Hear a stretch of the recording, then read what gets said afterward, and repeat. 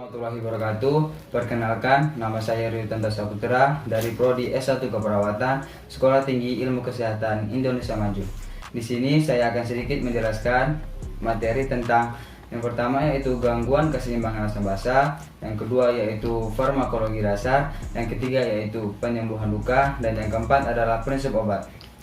Langsung saja kita masuk ke dalam materi yang pertama yaitu tentang gangguan keseimbangan asam basa. Pengertian asam basa adalah keasaman atau kebasaan suatu larutan tergantung dari ion hidrogen di dalamnya. Peningkatan kadar H+ atau ion hidrogen akan menurunkan pH sehingga larutan lebih asam. Penurunan kadar plus akibat penambahan basa ke dalam plasma akan menambahkan pH.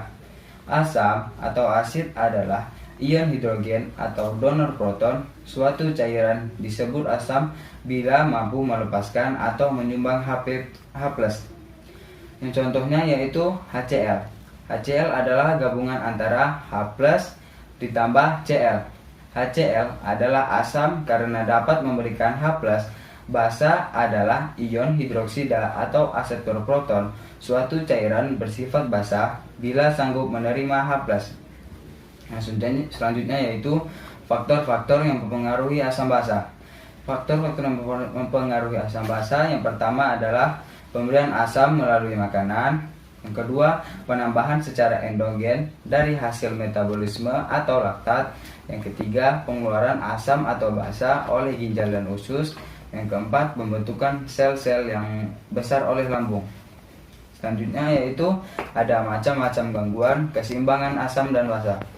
Yang pertama yaitu ada asidosis respiratorik, alkalosis respiratorik, asidosis metabolik, alkalosis metabolik, asidosis respiratorik dan metabolik bersamaan, alkalosis respiratorik dan metabolik bersamaan. Yang pertama yaitu asidosis respiratorik adalah peningkatan asam karbonat. Hal ini berhubungan dengan peningkatan CO2 dalam plasma akibat berkurangnya ventilasi. Yang kedua yaitu alkalosis respiratorik adalah defisit asam karbonat. Hal ini berhubungan dengan menurunnya kadar CO2+, H2CO3 dalam plasma dan meningkatnya pH akibat peningkatan ventilator alveolar. Yang ketiga yaitu asidosis metabolik. Defisit bikarbonat, suatu kondisi saat terlalu banyak asam menumpuk di dalam tubuh. Yang keempat yaitu alkalosis metabolik. Peningkatan bikarbonat, hal ini menjadi bila asam kuat keluar dari dalam tubuh, misalnya pada keadaan muntah-muntah, banyak HCl yang keluar karena H+ dan Cl- banyak keluar. Natrium bebas akan mengikat HCO3 yang akan bertambah jumlahnya bila asam karbonat berkurang. Selanjutnya yaitu bahaya gangguan asam basa. Yang pertama yaitu ada asidosis menyebabkan kadar kalium darah naik dan fungsi sel dan enzim tubuh menjadi buruk. Hiperkalemia diperberat oleh asidisis. Yang kedua yaitu alkalosis menurunkan kadar kalium di dalam darah. Hipokalemia memudahkan aritmia dan intoksikasi digitalis. Yang ketiga yaitu PCO2 yang tinggi sekitaran 80-100 mmHg menyebabkan koma, artinya ventrikular serta vasodilatasi pembuluh darah otak. Vasodilatasi cerebral ini menyebabkan aliran darah ke otak dan tekanan intrakranial meningkat. Dan yang keempat yaitu ada PCO2 yang rendah atau kurang dari 25 mmHg menyebabkan vasokonstruksi pembuluh darah otak dan penurunan aliran darah ke otak sehingga menyebabkan hipoksia otak. Baiklah, langsung saja kita masuk ke materi kedua yaitu farmakologi dasar. Pengertian obat. Obat adalah zat apapun yang menyebabkan perubahan fisiologi atau psikologi organisme saat dikonsumsi. Dosisnya diberikan kepada anak atau orang dewasa ataupun orang tua. Pengkajian obat yaitu terdiri dari in silico, in vitro, in vivo, uji klinis 1-4, toksikologi atau minuman efek konsentrasi. Rute pemberiannya yaitu yang pertama ada oral, IV, IM, sublingual, okular, nasal, otik, inhalasi, transdial, vagina, dan dubur. Efeknya yaitu lokal atau sistematik, sebelum atau sesudah makan. Selanjutnya yaitu regulasi obat atau macam-macam obat. Yang pertama yaitu ada obat keras, narkotika psikotropika. Yang kedua yaitu ada obat bebas terbatas. Yang ketiga ada obat bebas. Dan yang keempat ada obat tradisional yang seperti jamu, OHT, fitofarmaka. Dan selanjutnya yaitu patofisiologi. Patologi sel menyimpulkan bahwa penyakit merupakan gangguan fisiologi kehidupan sel seperti metabolisme, bergerak, reproduksi, dan pewarisan sifat. Yang kedua itu menguraikan mekanisme mulai dari penyebab utama dari setiap fungsi sampai gambaran klinis dan kemungkinan komplikasi yang menyertainya. Selanjutnya yaitu prinsip mekanisme kerja obat pada tingkat molekular. Yang pertama yaitu kekhususan target obat sangat penting untuk mengurangi toksisitas. Meskipun kekhususan mutlak atau satu obat satu target sangat sulit dicapai. Yang kedua yaitu ada obat yang bekerja spesifik, artinya memiliki lokasi target kerja obat untuk menimbulkan aksi farmakologi tertentu. Beberapa target kerja obat pada tingkat molekuler antara lain pada reseptor, kanal ion, enzim, dan molekul kecil. Dan yang ketiga yaitu ada keberhasilan suatu terapi merupakan hasil langsung dari efektivitas obat melawan targetnya sehingga menimbulkan perbaikan dan hilangnya kondisi penyakit. Selanjutnya yaitu terdapat dua jenis obat. Yang pertama yaitu ada obat inflamasi dan yang kedua yaitu ada obat anti-infeksi. Yang pertama yaitu obat anti-inflamasi. Inflamasi merupakan respons vaskular dan seluler dari jaringan terhadap benda asing atau agen biologis yang berciri-ciri rubor atau kemerahan, kalor, panas, tumor atau bengkak, dolor, rasa sakit, dan fungsi jaringan organ tertentu. Yang kedua yaitu obat inflamasi non-steroid atau OAINS atau non-steroidal anti-inflammatory drugs. NSAIDs adalah kelompok obat yang digunakan untuk mengurangi peradangan sehingga meredakan nyeri dan menurunkan demam. NSAIDs sering dikonsumsi untuk mengatasi sakit kepala, nyeri, menstruasi, keseleo, atau nyeri sendiri. Yang terakhir yaitu ada contoh obat antiinflamasi yaitu asam efenamat, diklofenak, dan dextroprofen. Selanjutnya yaitu obat antiinfeksi. Yang pertama yaitu golongan obat yang berfungsi untuk mengatasi masalah infeksi. Infeksi bisa berasal dari bakteri, virus, dan jamur. Antibakteri disebut antibiotik, beda dengan antivirus dan antijamur. Macam-macam obat yaitu ada obat gangguan sistem pencernaan, obat gangguan saluran kemih, obat kardiovaskuler, dan obat antikolinergik. Selanjutnya yaitu ada sistem saraf. Sistem saraf menerima rangsangan dari seluruh tubuh dan mengarahkan fungsi tubuh dengan mempengaruhi aktivitas otot dan fungsi saraf otonom seperti tonus vaskular dan sekresi keringat. Dan selanjutnya yaitu sinyal sensorik mempengaruhi fungsi saraf otonom dan motorik dalam berbagai cara melalui refleks dan berbagai hubungan yang kompleks.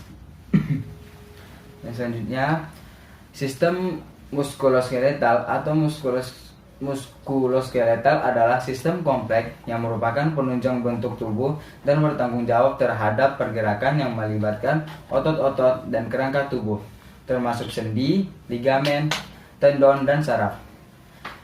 Habis sistem muskuloskeletal, ada sistem integumen.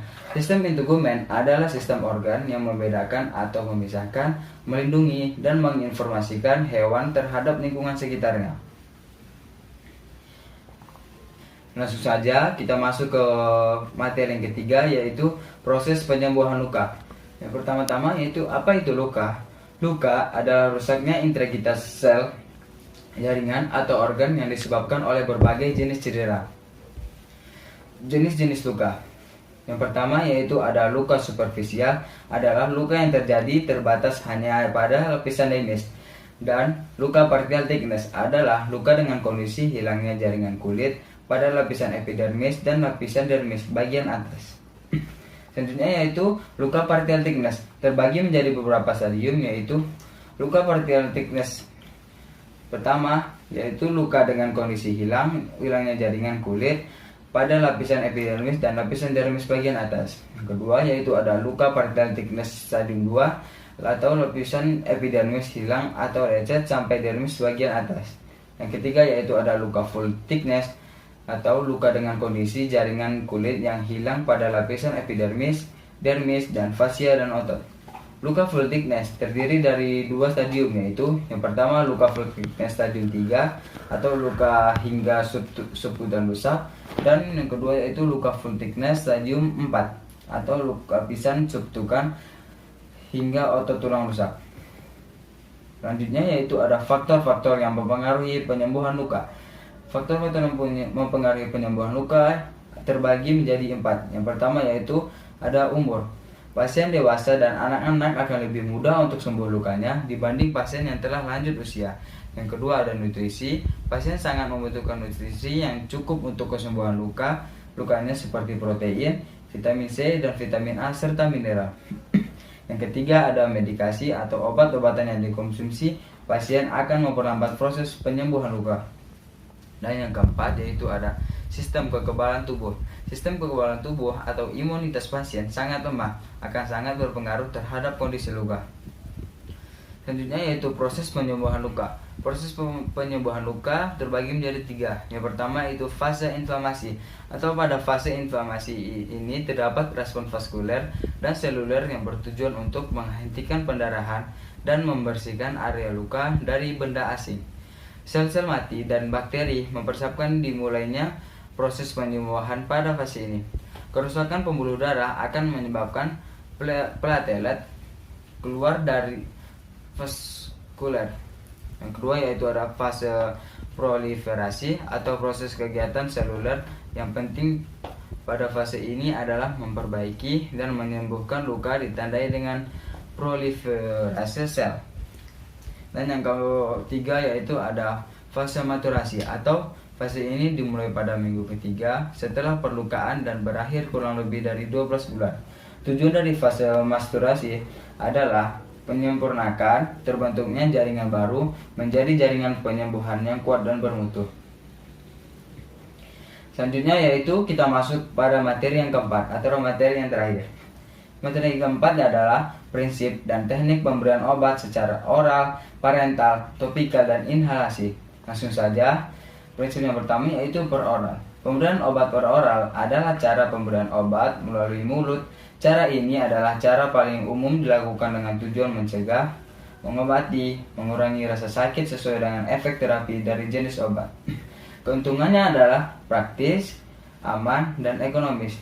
Dan sedangkan kelemahannya adalah efek yang timbul biasanya lambat, tidak akan efektif jika pengguna sering muntah-muntah, iritasi pada saluran cerna.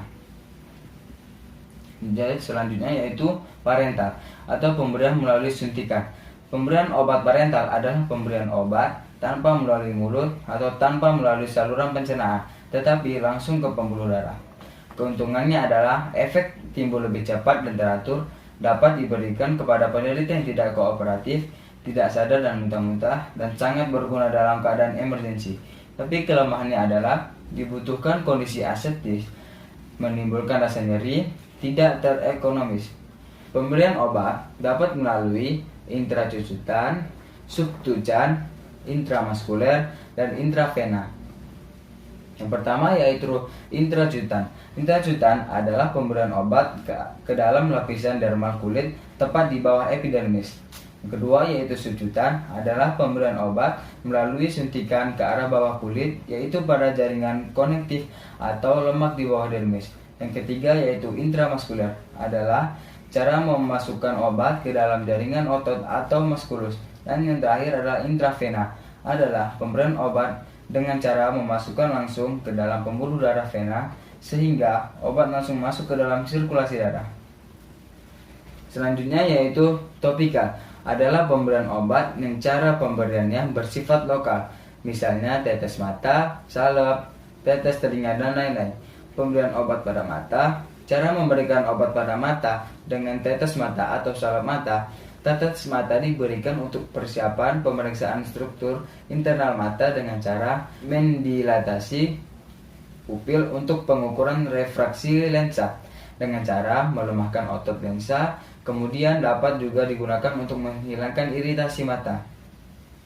Selanjutnya yaitu inhalasi, merupakan suatu teknik pengobatan yang penting dalam proses pengobatan penyakit respiratori atau saluran pernapasan akut dan kronik. Definisinya adalah terapi inhalasi adalah pemberian obat ke dalam saluran nafas dengan cara inhalasi. Terapi inhalasi juga dapat diartikan sebagai suatu pengobatan yang ditunjukkan untuk mengembalikan perubahan-perubahan patofisiologi pertukaran gas sistem kardiopulmoner ke arah yang normal, seperti dengan menggunakan respirator atau alat penghasil aerosol. Selanjutnya yaitu ada prinsip benar pemberian obat. Yang pertama yaitu ada benar pasien. Sebelum memberikan obat kepada pasien, cek kembali identitas pasien agar benar. Yang kedua yaitu ada benar dosis. Sebelum memberikan obat, perawat harus memeriksa dosis obat dengan hati-hati dan teliti agar tidak salah memberikan dosis obatnya. Yang ketiga yaitu ada benar rute atau cara. Sebelum memberikan obat, perawat harus memperhatikan rute atau cara agar tidak terjadi kesalahan saat pemberian obat. Yang keempat ada benar waktu. Sebelum memberikan obat, perawat harus memperhatikan dan mengingat kapan saat terakhir kali perawat memberikan obat agar tidak terjadi kesalahan saat memberikan obat. Dan yang terakhir yaitu ada benar dokumentasi. Setelah memberikan obat, perawat mendokumentasikan hasil pemberian obatnya dengan cara seperti mencatat atau memfoto agar tidak terjadi kesalahan. Baiklah, sekian penjelasan dari saya. Kurang lebihnya mohon maaf. Assalamualaikum warahmatullahi wabarakatuh.